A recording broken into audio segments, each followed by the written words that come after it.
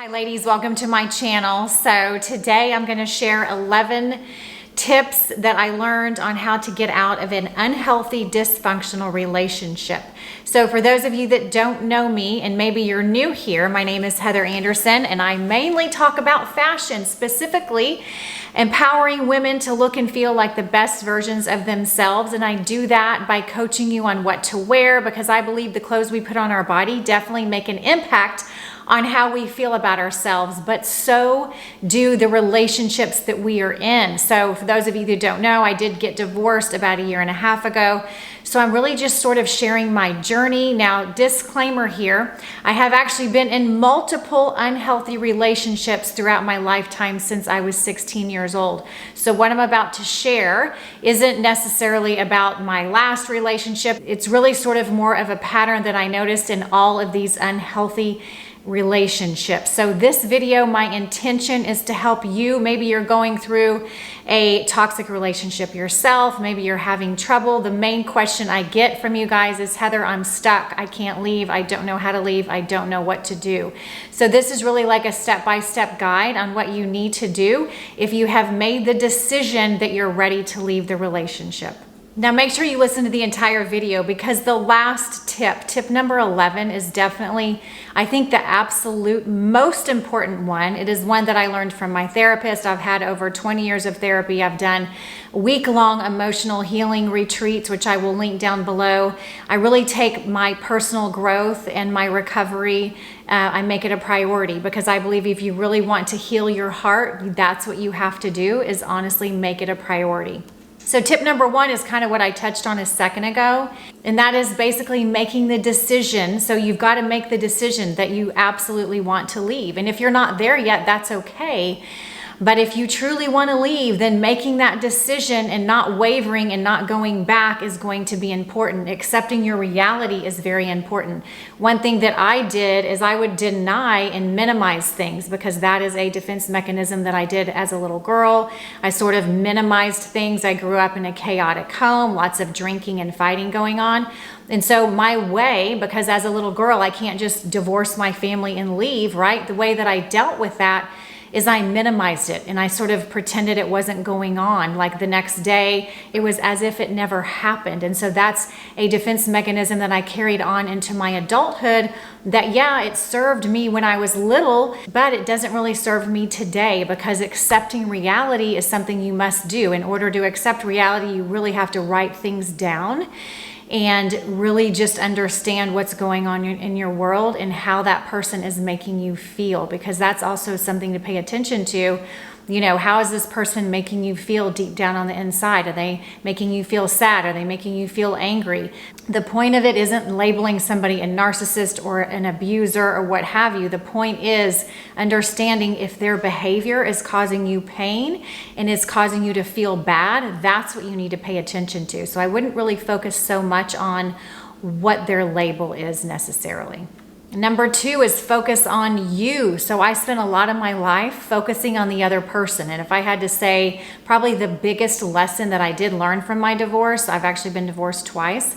Both of them taught me that I don't need to focus on changing the other person. What I need to focus on is changing myself, because guess what? At the end of the day, I can't control the other person. I can't change the other person, no matter how much I love them, no matter how hard I try. In fact, trying to change someone else is crazy making. So if you're in a toxic relationship right now and you're focusing on them and focusing on changing them and obsessing about them and thinking about them and ruminating, which by the way, that's definitely a side effect of being in an unhealthy relationship, is your brain just constantly wants to ruminate and obsess about them.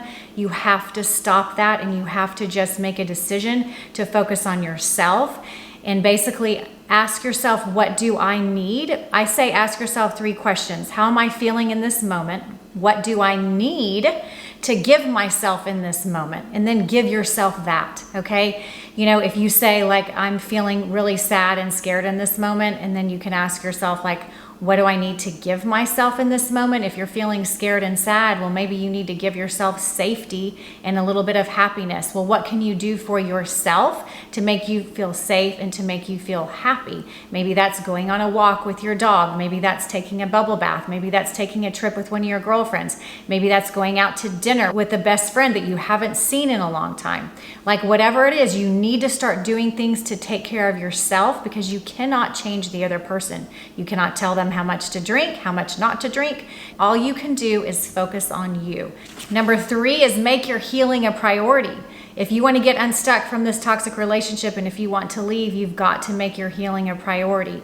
What does that mean exactly? That's going to look different for everyone. For me, what it meant was seeing my therapist at least, once a month, sometimes twice a month, depending on what I was going through. That meant making a goal of going to a certain amount of Al-Anon meetings every week. If you've never been to Al-Anon, it's an amazing program. It's a 12-step program made for family members of alcoholics. It has literally changed my life. It is amazing. And I try to go to at least 2 meetings a week, sometimes 3 meetings a week, sometimes 1 meeting a week. It just depends on what's going on in my life. But when I was really in the thick of it, I was really trying to make it to 3 meetings a week. I also worked with a sponsor and worked the 12 steps to really peel back the layers. So I suggest getting into a 12-step program if you really are trying to leave an unhealthy relationship. This will help you tremendously. It will also help you keep the focus on you and keep the focus off of them. Number 4, when you're trying to leave an unhealthy relationship, is expect that it will be hard. It's not easy. It's not supposed to be easy. Yes, it's scary. Yes, I was terrified when I decided I wanted to leave. But guess what? The fear of staying was greater than the fear of me leaving. It was basically like detrimental to my health. So what I decided to do is make a list. I drew a line literally down the middle of the page, and I think this is really great for you guys to do as well. And then you write down on the right side of the page what the relationship is costing you.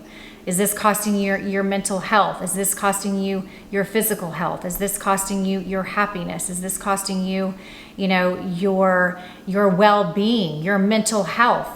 Like what's happening in your body? I want you to pay attention in your body of what's happening, because the body keeps the score of our trauma. The body keeps the score of all the things that are happening in these relationships. If your mind is denying it and trying to keep you comfortably miserable, as my therapist used to say, it's stored in your body, and your body will never lie to you. So when you make that list of what this unhealthy relationship is costing you, you can look at it and you can say, is this worth it? Is the cost worth it for me to stay in this relationship? One thing I had written on my list is, I won't live as long. I will literally end up dying sooner if I stay in this relationship, because that's how unhealthy they are. And again, I'm going to recommend the book, The Body Keeps the Score. It describes this exactly, of how your body really stores this trauma.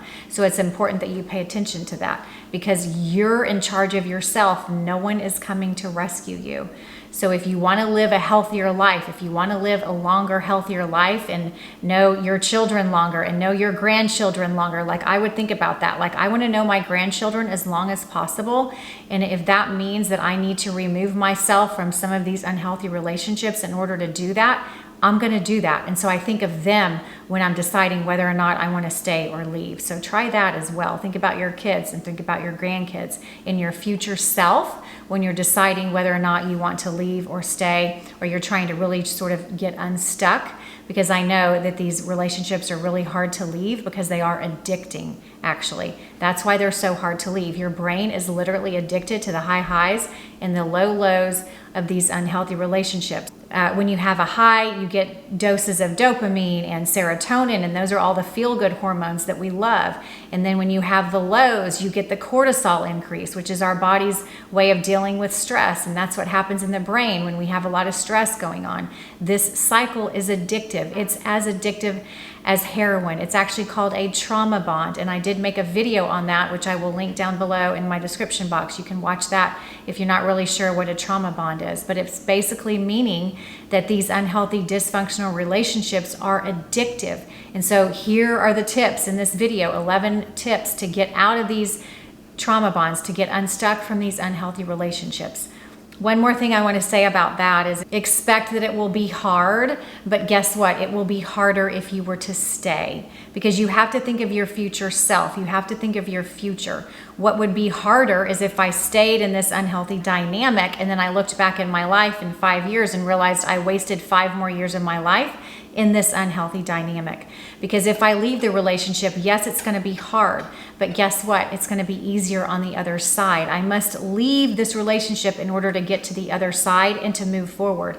Because on the other side of healing, on the other side of leaving, on the other side of removing yourself from this toxic relationship is happiness, is gratitude, is serenity, is peace. And if you want those things for your life, you're going to have to get through the hard time in order to get through the other side. And that's okay. It's worth it. Trust me, I'm on the other side now, and I can tell you, I value my peace. I would much rather have peace than being in an unhealthy relationship that causes me a lot of pain and a lot of discomfort. Number 5 is to accept the reality that when you leave, it will get worse before it gets better. Because when you tell the person that you're married to that you're going to leave, they're not going to be happy. Obviously, they're going to be very angry.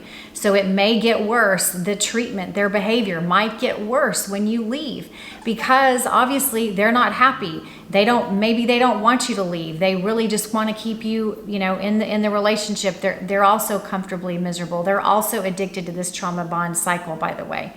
And so just expect it. If you expect that it's going to probably be one of the hardest things you will ever do in your life, if you expect that, then when it's hard and then when they do certain things, you can be like, oh, well, of course they're doing this. That's who they are. They've showed me who they are for many, many years. And of course, they're going to continue to show me who they are when I leave them. And of course, it's even going to get worse.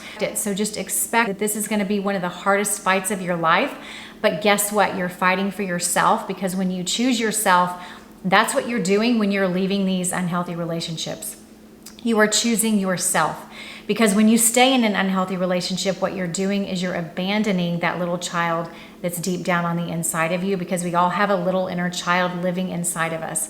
And when we stay in unhealthy relationships and when we forget what our worth is and what our value is, we basically abandon ourselves. So just remember, this is the fight of your life. This might be the hardest thing you will ever do, but you're fighting for yourself because you're finally choosing yourself. And that is something to be proud of. The next thing is to have a group of friends and a community that supports you. So if you have good girlfriends, if you have family members like your mom, your sister, your aunt, that's amazing. Surround yourself with at least 2 to 3 really, really good friends. And when I say this, I mean the good friend that will allow you to call them and talk to them and cry to them and share your vulnerabilities with them about what's going on in your life. And make sure these are good, healthy people that give you good advice. Don't be calling the friend that's going to rile you up and talk negative things about your ex. That's not going to help you heal. That's not going to help you get better. You want to call friends who know about healing, who know about personal growth, and that will help you keep the focus on yourself, because the last thing you want to do is focus on your ex and focus on all the bad things about them. You really want to keep the focus on you and on your healing and on moving forward. A great way that you can find a community if you don't have a lot of good girlfriends is to join the 12-step group, the Al-Anon group, the Codependence Anonymous, the Love and Sex Addiction Anonymous. It doesn't really matter. Just find a good 12-step group that you feel comfortable in, and that will allow you to have a community of women around you that will help and support you, because you're going to need it when you decide to leave the relationship. This is a tip that my therapist has told me for a very long time. I also learned this tip from Dr. Ramani. She's one of the best people I listen to on YouTube. I learned so much from her, and her knowledge and wisdom actually helped me leave my relationship. And so here's what it is. Make an ick list of like the top 10 things that this person has done to you. And then I want you to put it on a note card, and I want you to put it in your bathroom. I want you to put it in your car. I want you to put it on your desk at work. I want you to put it somewhere you can read it often, because what happens when we're trying to leave these relationships is our brain tricks us to going back. We forget the negative things that they did and we start thinking of only the good things, because there are good days. That's what makes these relationships so confusing, is the good days and the bad days. If they were all bad days, it would be super easy. It would be a no-brainer. You just need to leave. But when it's a mixture of good days and bad days, that's what makes it so confusing, and that's what makes making the ick list a necessity when you're trying to leave, so that you don't get hoovered back in, so that you don't get sucked back in, and so that they're not able to manipulate you and pull you back in. You really want to have this ick list that you can look at when your brain starts to trick you into going back. There's a statistic that women will go back 7 times to a toxic, unhealthy relationship. That's the average amount of times that a woman will go back, because your brain will trick you into thinking and remembering only the good times. So in order to not do that, again, make your ick list and refer to it often. The next thing you need to do is start saving your money and have your own bank account, or even just basically keep money out when you go to the grocery store. Keep $20, $100, whatever it is, and just store your money in your mattress or hide it somewhere in your house if you have to. Or obviously start your own bank account. If I didn't have my own bank account when I filed for divorce, I would have been in a lot of trouble, because what it ended up happening is all of our joint bank accounts were shut down. And so I would have literally had no money if I didn't have my own bank account. So just make sure that you have your own money and you have means to your own bank account. If you don't have one right now, go open one up. It is super important. If you don't have a job right now, if you have no way of earning money right now, then you really should start getting a job, because like it or not, money is power. Money will allow you to leave. Now, I will say this, if you don't have money, if you don't have a job, that's okay. You can still leave the relationship. You're just going to have to be a little bit more creative on how you're going to do it. But if you can, start saving money now, because I promise you, it will really make you feel empowered and stronger and more confident if you have your own money, and even better if you're able to earn your own money. The next thing that you should do is to continue to work on yourself and to continue to learn as much as you can about this subject. So watch all the YouTube videos you can on healing and unhealthy relationships and the way to get yourself unstuck from trauma bonds and things of that nature. See your therapist, join the 12-step group, read books, listen to audiobooks on healing. If I can tell you, like, so many books I've listened to that have literally changed my life. One of them that I'm reading recently is called Worth. It is by the IT Cosmetics founder. She is amazing. I will link the book down below. It's all about self-worth and self-love. This is a phenomenal book that has really helped me on my healing journey. Another one I mentioned earlier, A Body Keeps the Score. And then another really good book I've recently been reading, I'm not finished with it yet, is actually by Dr. Ramani. It's her newest book. It's called It's Not You. I will link it down below. It's also about how to remove yourself from toxic narcissistic relationships. It also talks about how it's not your fault. And it talks a lot about healing and how to heal from these toxic, dysfunctional, unhealthy relationships. That book is amazing. Like I said, I'm not finished with it yet, but so far it has literally changed and helped me heal so much. So I will also be linking that book down below as well. Now, the last thing, I talked about this in my trauma bond video. This, I think, is one of the most important tips. If you truly do want to leave the relationship, if you truly do want to, remove yourself from this toxic, unhealthy dynamic, you must go no contact. Meaning you must block them on social media. You must block them from your phone. You must stop talking to them. You must stop allowing yourself to ruminate about them. Yes, sometimes people say you can't control your thoughts, but you can control your thoughts.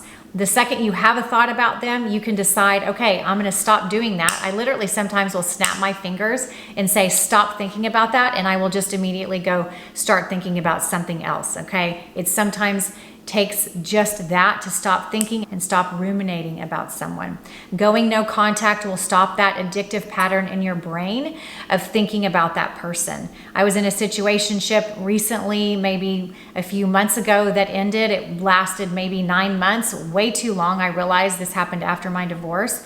The only way I could get over that person and the only way I could end that situationship was by blocking that person. I had to block him. I had to unfollow him on his social media, because every time, if he wasn't blocked and he would send me a text, I would get that dopamine hit in my brain, and it just continues the addictive cycle.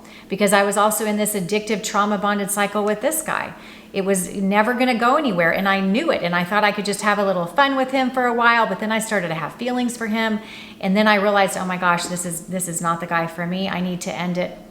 And so going no contact was the best way for me to end it, and it will be the best way for you to end it. Now, if you have kids with this person, I understand that. You obviously can't go no contact, but maybe you don't let them text you. You just do email. You set a boundary and you say, I'm just going to allow this person to email me, and I'm only going to talk to them about logistics and about the kids. I'm not going to talk to him about our relationship. I'm just basically going to stop doing that cold turkey. That is super important. If you want to get over this person, and if you really want to leave this toxic relationship because now you're choosing you and you're not choosing them anymore, you must go no contact. It is super important to break this addictive cycle, because all unhealthy relationships, all toxic relationships are addictive. It's literally this brain chemical going on in the brain, like I said, and it's like an addiction. So to break it, you must go no contact. So I hope that helped you. I know this is a really difficult time for you if you're going through this. Trust me, I've been through it multiple times. It's not easy, it's hard, but guess what? This is the first step into you finding your happiness. This is the first step into you choosing you, because every time you don't choose yourself, you're just abandoning yourself. And when you abandon yourself, that's not good. And really what you're abandoning and who you're abandoning is that little girl that lives inside of you, or that little boy that lives inside of you, and you don't want to do that anymore. I'm going to do a whole video on inner child healing. I'm actually taking this course right now. It's an 8-week course. I'm learning so much. So I can't wait to come back on here and share it with all of you. So leave me a comment down below. Let me know what your favorite tip was and what you're most scared about. I always love hearing from you guys. I really want this to be a community that women can come together and help each other and support each other and love one another and be there for each other, because truly, this is my passion, is to help women look and feel like the best versions of themselves. I also offer a free PDF. It's a self-love guide, if you will, to help you on your self-love journey. I will also be linking that down below. Again, it is free. You can print it out. I think it will help you tremendously. So if no one has told you yet today, I love you. You're beautiful. You're worth it. And I will look forward to seeing you guys in my next video. Bye-bye.